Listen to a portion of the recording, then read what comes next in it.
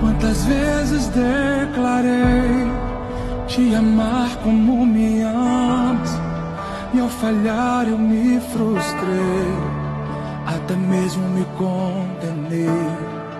Me lembrei daquela noite, quando Pedro te negou, e depois quis retornar ao lugar em que fracassou. Mas o Senhor foi lá de manhã e o resgatou. Diante da fogueira, o amor e o pecador. O fogo que revela a impureza é o mesmo purificador.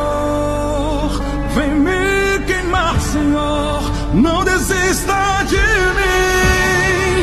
Os teus braços me alcançam, não desista de mim.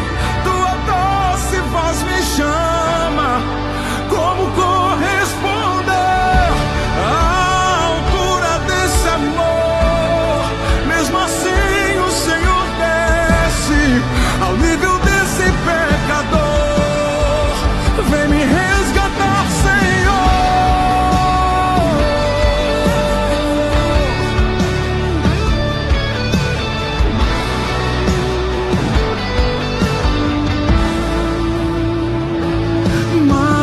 O Senhor foi lá de manhã e o resgatou.